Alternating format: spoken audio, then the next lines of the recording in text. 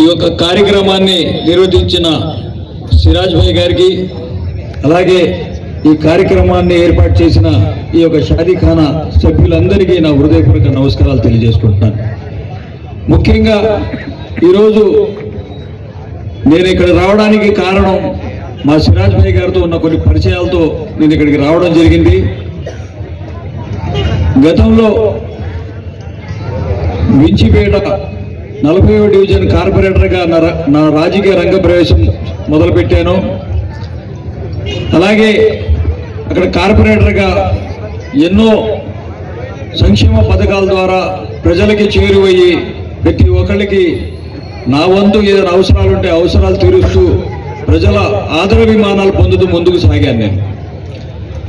మరి అదే రీతిలో ఆ రోజు నేను కార్పొరేటర్గా గెలిచిన తర్వాత మా స్థానిక శాసనసభ్యుడు తను మా వైఎస్ఆర్ కాంగ్రెస్ పార్టీలో గెలిచి తను పార్టీ ఫిరాయించినప్పుడు ఆ పార్టీ బాధ్యతలన్నీ జగన్మోహన్ రెడ్డి గారు నాకు ఇవ్వడం జరిగింది. ఆ పార్టీ బాధ్యతలతో పాటు కార్పొరేటర్ బాధ్యతలు కూడా ముందుకు తీసుకెళ్తూ నేను అనేక కార్యక్రమాలు చేపట్టాను. మరి ఆ రోజు జగన్మోహన్ రెడ్డి గారు నాకు పిలిచి ఇన్ఛార్జ్గా బాధ్యతలు అప్పచెప్తే ఆయన ఏదైతే బాధ్యతలు అప్పచెప్పారో ఆ బాధ్యతలు సక్రమంగా నేను నిర్వర్తిస్తూ ఆయన ముందు ఆదరాభిమానాలు పొందుతూ ఆయన ముందుకు సాగాను. అది చూసి జగన్మోహన్ రెడ్డి గారు ఈయన ఎంతమంది ప్రలోభాలు పెట్టినా ఈయన లొంగకుండా పార్టీలోనే ఎంతో మంది ఎంత డబ్బు ప్రలోభాలు పెట్టినా సరే లొంగకుండా పార్టీలోనే ఉన్నాడని చెప్పేసి నీకు నేను ఈ రోజు కాకపోతే రేపైనా సరే నీకు శాసనసభకు పంపిస్తాను, నువ్వు అసెంబ్లీలో అడుగు పెడతావని చెప్పి నాకు అప్పుడు మాట ఇవ్వడం జరిగింది జగన్మోహన్ రెడ్డి గారు.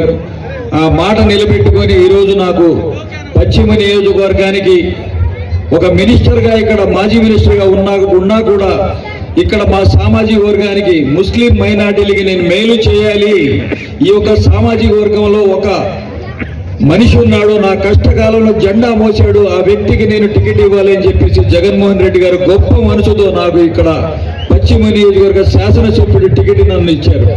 అది కేవలం ఒక ఆశకి ఇచ్చినట్టు కాదు, అది మా ముస్లిం మైనారిటీ సమాజం కోసం వాడి సమాజం బాగు చేసుకునే విధంగా వాళ్లకు ఏదైనా సేవ చేసే విధంగా నాకు ఈ యొక్క టికెట్ వచ్చింది. ఆ టికెట్ రావడానికి కేవలం మీరందరే కారణం. ఇక్కడ అధికంగా ముస్లిం మైనారిటీలు ఉన్నారు, వాళ్ళందరికీ నువ్వు నీ సేవ అవసరం అని చెప్పేసి నాకు ఈ యొక్క పశ్చిమ నియోజకవర్గ శాసనసభగా నువ్వు పోటీ చేయాలి ఎమ్మెల్యేగా అని చెప్పి నాకు ఒక టికెట్ ఇవ్వడం జరిగింది. దాన్ని పరిగణనలో తీసుకొని నేను మీ అందరి దగ్గరికి జగన్మోహన్ రెడ్డి గారి ఆశీస్సులతో, ఆ అల్లా ఆశీస్సులతో మీ ముందుకు వస్తున్నాను.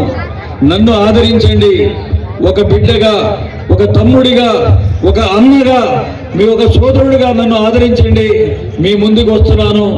మనం ఎవరి సామాజిక వర్గాన్ని వాళ్ళు గుర్తించుకుంటున్నారు.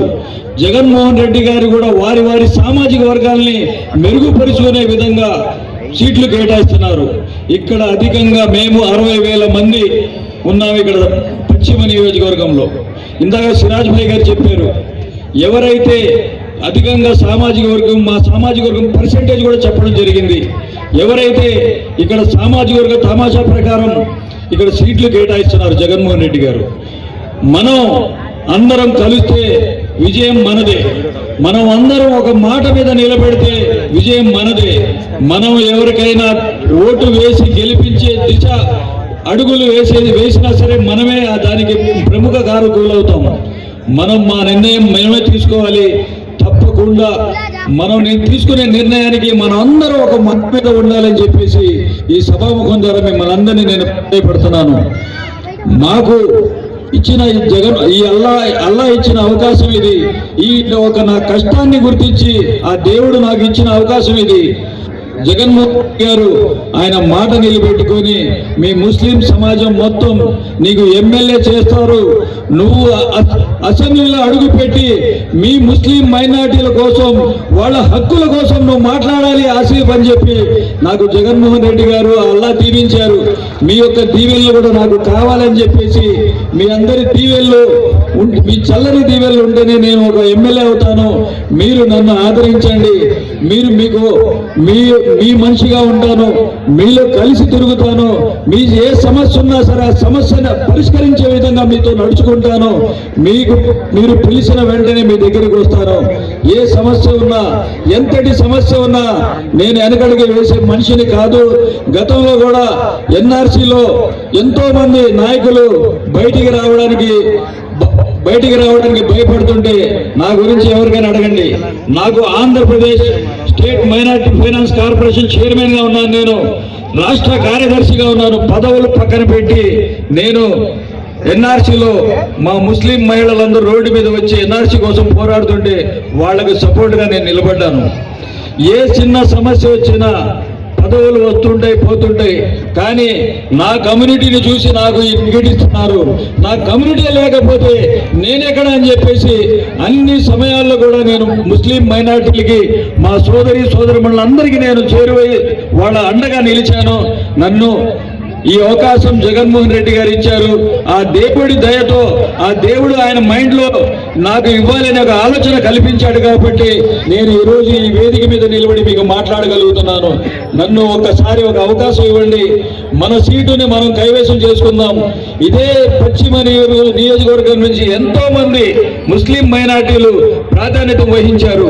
మనం కూడా మన సీటును చేజెక్కించుకుంటే రేపు పొద్దున్న మన హక్కుల గురించి మాట్లాడుకోవడానికి అసెంబ్లీలో ఒక వ్యక్తి ఉంటాడనేది విషయం మీరు మర్చిపోవద్దు. విజయవాడ నుంచి ఇచ్చాపురం దాకా ఒక ముస్లిం మైనారిటీ లేడు. దాన్ని మీరు గ్రహించి నన్ను మీరు ఆదరించి నాకు ఒక అవకాశం ఇవ్వండి. మీలో ఉంటాను, మీతో కలిసి ఉంటాను. మీరు ఎల్లి వేళలో ఎప్పుడు పిలిచినా మీ సమస్య పరిష్కరించే విధంగా పనిచేస్తానని చెప్పేసి ఈ సభాముఖం ద్వారా తెలియజేసుకుంటూ సెలవు తీసుకుంటున్నాను. నాకు ఇంత గొప్పటి అవకాశం ఇచ్చిన సిరాజ్ భాయ్కి మరొకసారి ధన్యవాదాలు తెలియజేస్తూ సెలవు తీసుకుంటున్నాను. అస్సలాము అలైకుం. జజాకల్లా ఖైర్. అల్లాహ్ సుబ్హానహు వ తఆలా మీకు విజయాన్ని ప్రసాదించుగాక. ఆమీన్ యా రబ్బల్ ఆలమీన్. హోమ్ కోసం ఏదైనా ఉపయోగపడేటటువంటి ఒక వ్యక్తిగా అల్లాహ్ సుబ్హానహు వ తఆలా మిమ్మల్ని తీర్చిదిద్దుగాక. దానితో పాటు దీనిలో కూడా మిమ్మల్ని అల్లాహ్ సుబ్హానహు వ తఆలా దీనిపై సరిగ్గా రుజుమార్గంలో నడిపించుగాక. ఆమీన్ యా రబ్బల్ ఆలమీన్. ఇక్కడ first Muslim upliftment organization of India ఆ సోదరుడు షబీర్ గారు ఉన్నారు. ఆయన కూడా నేను వేదికపై పిలుస్తున్నాను. మీ అందరికీ కూడా పరిచయం చేస్తున్నాను. మాషాల్లాహ్ వాళ్ళు చాలా పెద్ద టీం ఉంది. ముస్లింలు బిజినెస్ రంగంలో ముందు ఉండాలని ఒక ఆర్గనైజేషన్ స్టార్ట్ చేసి అనతి కాలంలోనే అద్భుతమైనటువంటి విజయాల వైపునకు దూసుకెళ్తూ 26 జనవరి రిపబ్లిక్ డే సందర్భంగా 500 యూనిట్ల బ్లడ్ ని సేకరించడం జరిగింది. చాలా గొప్ప విషయం ఇది. కంపానియన్స్ ఎవరైతే ఉన్నారో వారిని అల్హమ్దులిల్లాహ్ ముబారక్ తెలియజేస్తున్నాను.